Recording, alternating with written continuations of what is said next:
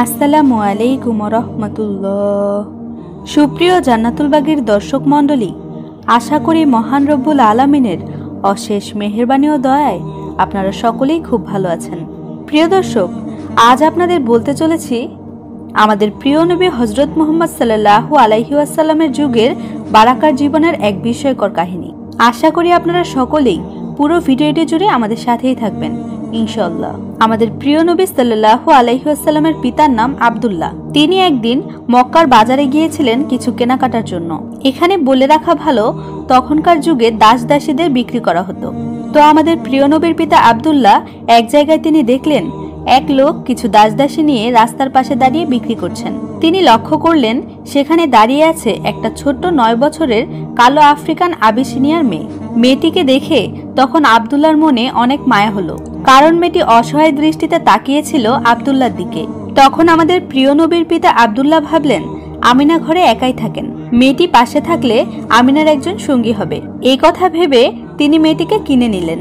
মেয়েটিকে আব্দুল্লাহ ও আমিনা অনেক বেশি ভালোবাসতেন, স্নেহ করতেন এবং তারা লক্ষ্য করলেন মেয়েটি আসার পর থেকে তাদের সংসারে আগের চেয়েও বেশি রহমত ও বরকত চলে এসেছে। ঠিক এই কারণেই আব্দুল্লাহ ও আমিনা মেয়েটিকে আদর করে নাম দিলেন বারাকা। তারপর একদিন আব্দুল্লাহ ব্যবসার কারণে সিরিয়ায় রওনা দিলেন।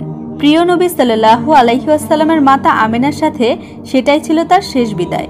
তবে যাত্রা 2-1 দিন পর আমিনা এক রাতে স্বপ্নে দেখলেন আকাশের একটা তারা যেন খুব আলো করে তার কোলে এসে পড়ল।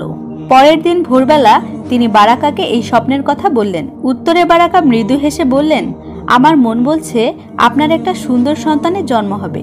আমিনা তখনও জানতেন না যে তিনি গর্ভধারণ করেছেন, কিন্তু কিছুদিন পর তিনি বুঝতে পারলেন বারাকার ধারণাই সত্যি। আব্দুল্লাহ আর ফিরে আসেননি।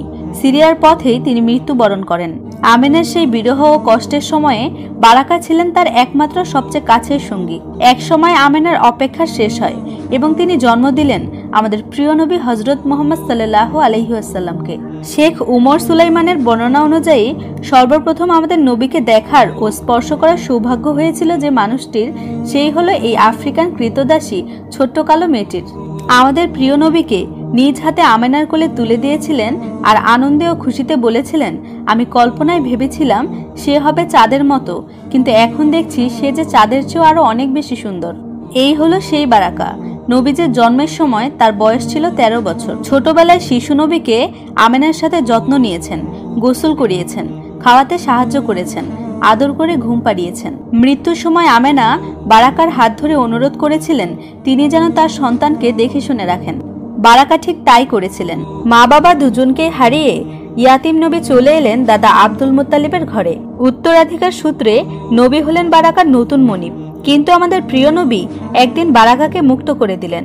বললেন, আপনি যেখানে ইচ্ছা চলে যেতে পারেন, আপনি স্বাধীন ও মুক্ত। সেই শিশুকাল থেকেই নবী এই কৃতদাস প্রথাকে দূর করতে চেয়েছিলেন।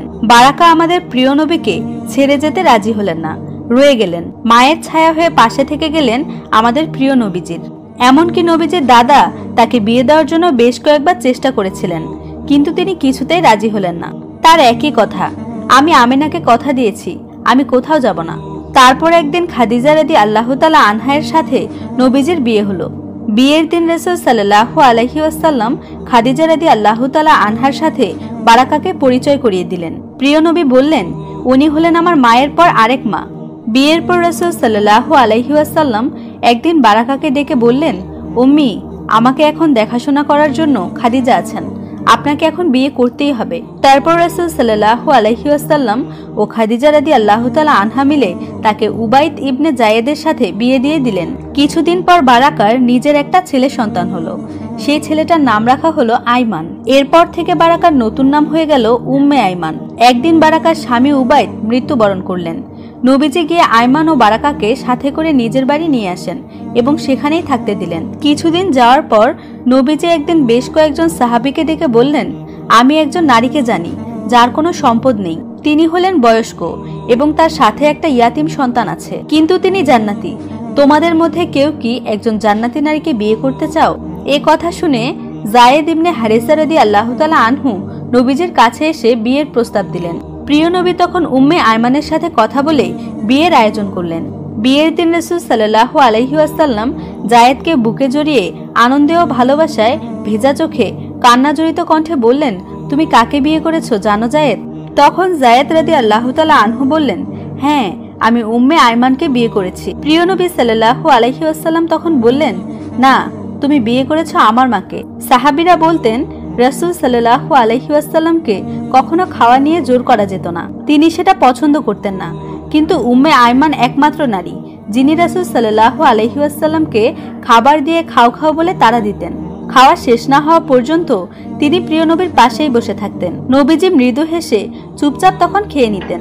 রাসূল সাল্লাল্লাহু আলাইহি ওয়াসাল্লাম তার দুধমাতা হালিমাকে দেখলে যেমন করে নিজের গায়ে চাদর খুলে বিছিয়ে দিতেন, তার উপর হালিমাকে বসতে দিতেন, ঠিক তেমনি মদিনায় হিজরতের পর দীর্ঘ যাত্রা শেষে উম্মে আইমান যখন ক্লান্ত হয়ে পড়েছিলেন, নবীজি তার গায়ের চাদরের একটা অংশ পানিতে ভিজিয়ে উম্মে আইমানের মুখের ঘাম ও ধুলোবালি নিজের হাতে মুছে দিয়েছিলেন এবং বলেছিলেন, উম্মি, জান্নাতে আপনার এইরকম কোনো কষ্টই হবে না।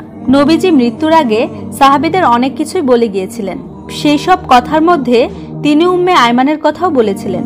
এর মধ্যে একটি কথা ছিল, তোমরা উম্মে আইমানের যত্ন নিবে, তিনি আমার মায়ের মতো। তিনিই একমাত্র নারী যিনি আমাকে জন্ম থেকে শেষ পর্যন্ত দেখেছেন, আমার পরিবারের একমাত্র সদস্য যিনি সারা জীবন আমার পাশে ছিলেন। সাহাবীরা সেই কথা রেখেছিলেন, গায়ের রং নয় বা একসময়ের কোনো কৃতদাসীও নয়। তার পরিচয় হলো তিনি হলেন আমাদের প্রিয় নবী হযরত মুহাম্মদ সাল্লাল্লাহু আলাইহি ওয়াসাল্লামের আরেকটি মা। মায়ের মতোই তারা এই বৃদ্ধ নারীকে ভালোবেসে আগলে রেখেছিলেন। এই ছিল সম্মানী নারী বারাকার জীবনের গল্প। প্রিয় দিনী ভাই ও বোনেরা, আমাদের ভিডিওটি যদি ভালো লেগে থাকে তাহলে অবশ্যই ভিডিওটিতে একটি লাইক দিন এবং আপনার বন্ধু বান্ধব আত্মীয় স্বজনের নিকট ভিডিওটি শেয়ার করতে ভুলবেন না, কারণ ভিডিওটি শেয়ার করার মাধ্যমে সকলেই জানতে পারবে এই সম্মানিত নারী বারাকার জীবনের গল্প। আর হ্যাঁ, আপনাদের সকলের নিকট ছোট্ট একটি অনুরোধ, ইসলামের দাওয়াত সকলের নিকট পৌঁছে দেওয়ার জন্য হলেও আমাদের জান্নাতুল বাগী ইসলামিক চ্যানেলটিকে অবশ্যই সাবস্ক্রাইব করুন এবং পাশে থাকা বেল আইকনটি প্রেস করুন। আজকের ভিডিও এ পর্যন্তই। দেখা হবে আবার পরবর্তী নতুন কোনো ইসলামিক ভিডিওতে। সে পর্যন্ত সকলেই ভালো থাকুন, সুস্থ থাকুন। আল্লাহ হাফেজ।